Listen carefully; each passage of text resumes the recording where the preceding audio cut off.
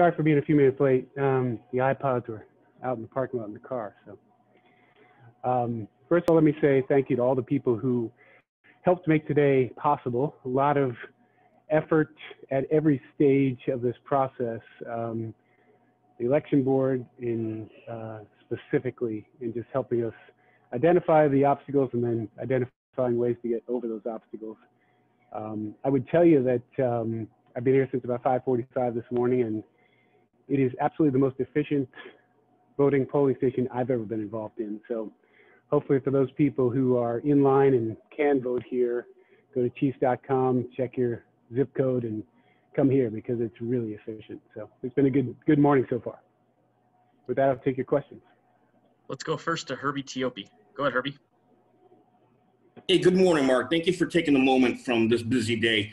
You opened at 06, and I'm wondering the general impressions and the feedback that you got from the crowd for Arrowhead being a polling station. And then lastly, I noticed Coach Andy Reid was there at 6:30 to vote. How many other people from the organization used Arrowhead as their voting place?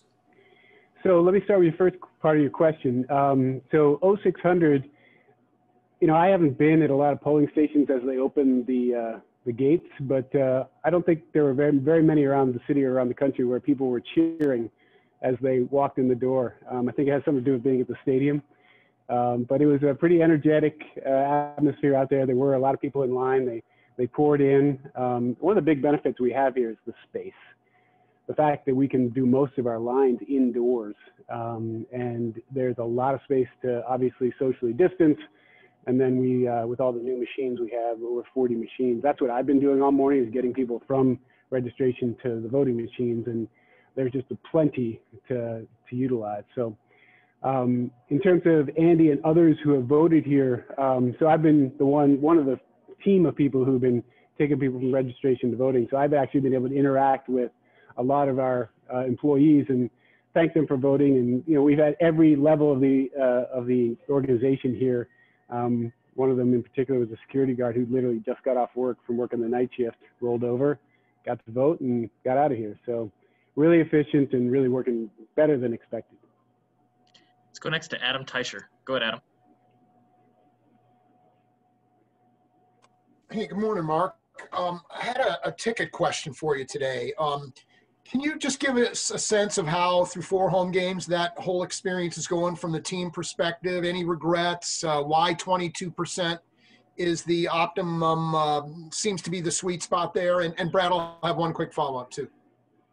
So the ticket process has been very interesting for us because it's such uncharted territory. We initially proposed close to 31% capacity to Dr. Archer. Again, another person that we've really spent a lot of time with, and again, been educated just of how the medical side looks at this and how do we make it as safe as possible. So through those discussions, got down to 22. I don't think there's a real magic number in 22 to 31. It's really about being as socially distant as possible in the stands. Big advantage that we have, a couple of them actually. The first is obviously an outdoor stadium, which plays into it. And then being able to test all of our suite holders was a big plus, so that helped us with capacity. In terms of the process, there are a lot of learnings. Really proud of the team. We were obviously the first in the league to do this because of the first game, but as I've said before, we knew we were on a stage that was being closely monitored by not only our league, but other leagues on how this was going to work. And to be able to do it as successfully as we've done so far, again, takes a lot of operational expertise in new space for us all. So that's been really the process. One learning that we took away from it, which I would tell you that we didn't really see this when we put the projections out, but it's been pretty clear to us, is the pod sizes of each individual group has ebbed and flowed. So there's a theory, at least internally with us, that that'll continue to change as people get more comfortable or less comfortable if we have spikes, if we don't have spikes. That, for the most part, the feedback we've gotten is, I'm comfortable in my pod, my 4, my 2, my 6, whatever it is. And what we've seen trending is those pods have gotten smaller from the beginning. They're starting to get bigger. We'll see what happens with Thanksgiving if we have any spikes after that. But we do hope that those pods will continue to get bigger, because that'll actually give us the ability to get even closer to that 22%. When you're dealing with pods and trying to stick them into places, there's social distance that create capacity issues for us. So that's probably the biggest learning we took away from it. The final point I'll make to that, Adam, is, the compliance and the adherence by our fans has been really good. There's always going to be exceptions, and we've managed those as well as we possibly could. But the key is that we're trying to provide a safe venue so people can have Arrowhead experience and Chiefs football live and in person. And a lot of that is on our fans. And we've said from the beginning, a plan is only as good as compliance, and they've done a really good job with it. Okay. And my next question is, assuming there's going to be one or more playoff games played at Arrowhead this year, can you say definitively yet that tickets will be sold for those games, whatever the capacity might be? I think in 2020, it's hard to say anything definitively. We fully plan and expect to be at least 22% capacity, and we're working through a lot of different scenarios right now to make sure that if the opportunity presents itself, we're able to capitalize on that and get even more of our fans into Arrowhead. Let's go next to Matt McMullen. Go ahead, Matt. Hey, Mark. So there's been so much planning in this, like you've mentioned, so many people involved, coordination trying to make today a reality. But now that it's actually happening, you're seeing it in action. Just what's this mean to you and the organization? The biggest thing that comes across is just the pride.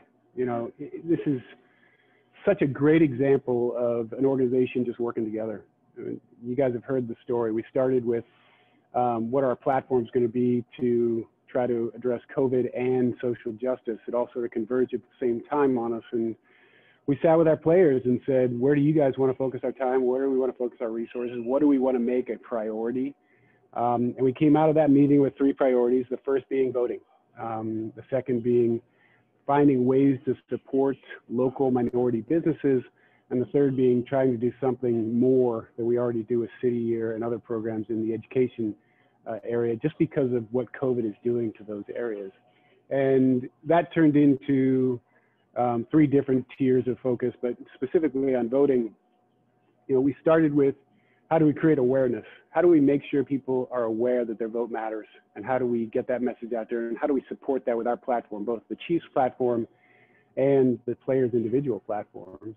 That turned to, once you got to awareness, and education of how to register to vote. So a ton of work done with Rise to Vote, a ton of work done with the league.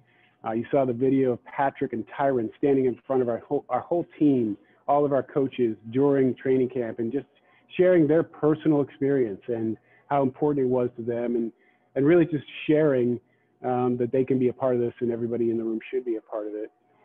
And then, all of those things were done early on, and we kept sort of meeting and talking about things that we could do. And the idea of, well, could we vote at Arrowhead came up in a meeting, and that launched the whole campaign to try to make it a reality. I will share with you that a lot of those meetings were great on paper, and you walk out of there going, makes perfect sense, let's go, we got a lot of space.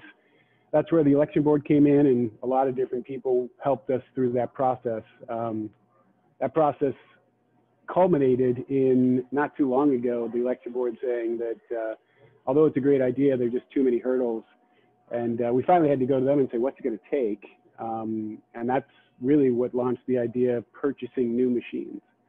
And so we, the Chiefs organization, the Hunt family, and Patrick Mahomes and his 15 of the Mahomes Foundation came together and said, well, if that's what's going to take, we're committed to this point, let's go.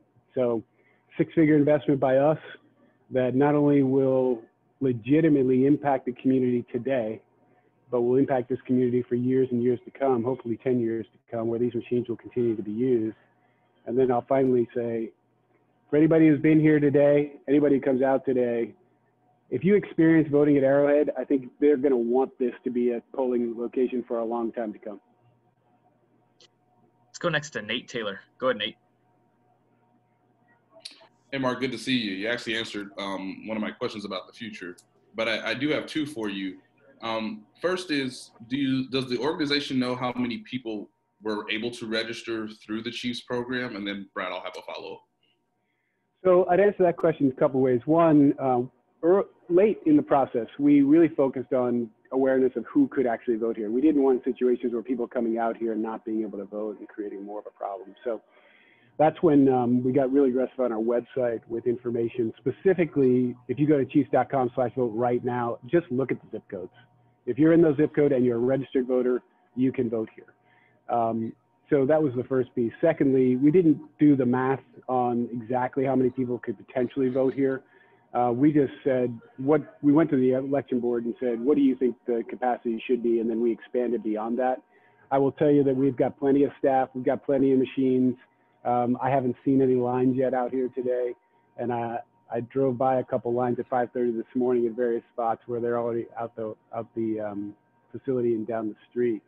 And then finally, I would tell you, I think between 500 and 1,000 people have already voted here. And like I said, we could take a lot more. So hopefully people will hear that and come out here. And then secondly, Mark, a couple guys are exploring this on Zooms, during the weeks. It appears that some guys voted absentee in their home states. Is that the case? Is there a percentage of guys who would vote, say, today in the Kansas City, Missouri area, or did most players vote already early in terms of absentee ballots? Yeah, Nate, I don't have real specifics on that one. In talking to the players, a number of them are registered in their home states. So they've done what they've needed to do to vote absentee. Mostly what I've seen here is staff. Obviously, we're in game prep. So, Andy was here when I got here. He voted. I know we had a few people vote then. But then once we got into our normal game day schedule, it's going to be tough for them to get here until this afternoon. Let's go next to Matt Derrick. Go ahead, Matt. Hey, Mark, thanks for your time. You talked a little bit about the future, but specifically, how do you hope and envision this going forward? Is Arrowhead as a voting place, you think, possible and likely for all elections or just certain elections? And could it expand further? I mean, would you like to see all Jackson County residents being able to vote at Arrowhead?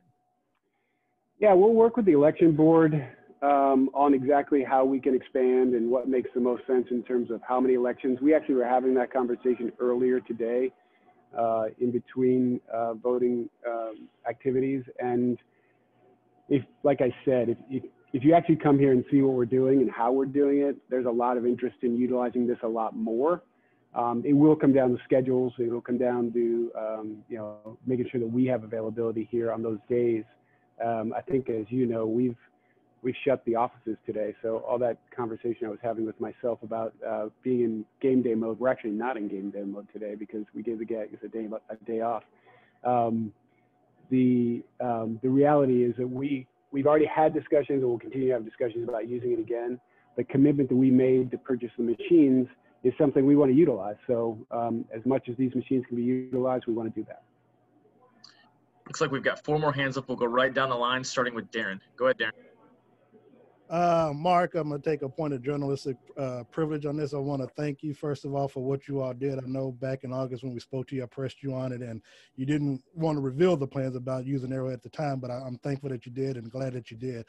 But I have 2 questions. I'm going to ask this first one first. But the last time we spoke, I asked you about the fact that Hy-Vee didn't have stores in the 3rd and 5th districts. I would like to know where you all are at with those conversations with Hy-Vee regarding the food deserts. And if nothing comes to those conversations, what is the organization willing to do to see any partnership, whether it's Hy-Vee, Price Chop, or other businesses, reflect not only the bottom line of the Chiefs, but the fans and community it calls home? Or should there be an organized boycott of Hy-Vee until they do? And then I have another question for you. Well, Darren, you went a lot of different directions there. So let me first say thank you for asking the question originally and getting that out there. As I said at that time, we felt confident that we were going to have Arrowhead as a polling vote location, but given all the obstacles that we knew of, and then if you add all the other obstacles that we encountered as we go, I'm just really, really happy that we're here today. In terms of the food desert and the challenges that really are east of Troost and locations that we've done a lot of research on. One of our focuses as an organization, those 3 pillars, is those local minority businesses. So not specifically to grocery and food desert, but we are in discussions right now with 2 different organizations that we're going to make some donations to and then talk to our players about matching either donations or doing things with their social platforms to create awareness of some of these minority-owned businesses, and some are food restaurant related, that are in that corridor that, you know, have the challenges of competing in a business to begin with, and then the challenge of COVID and what that does to so many businesses. So that's a real focus of those three pillars that I talked about.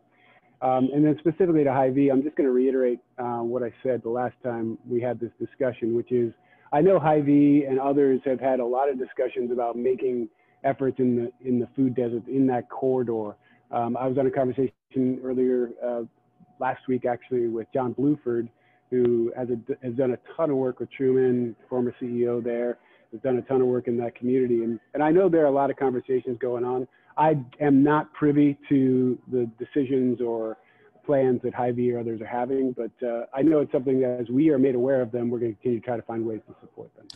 And then last week I asked Patrick what's next following the election, to which he said, and I quote, we are actually going to be able to meet with Mark Donovan here either this week or next week to continue to strive to get more Black-owned businesses the support they need.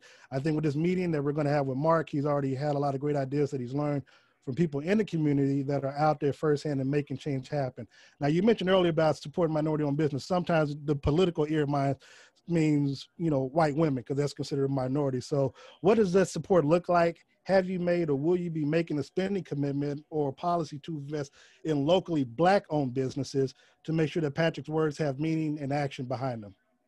Yeah, I think you make a very good point. And that's something we've learned as we've gone through this process, that there are a lot of different organizations trying to support minority businesses. And then you get into the specifics of how you define minority and then what businesses are getting funded.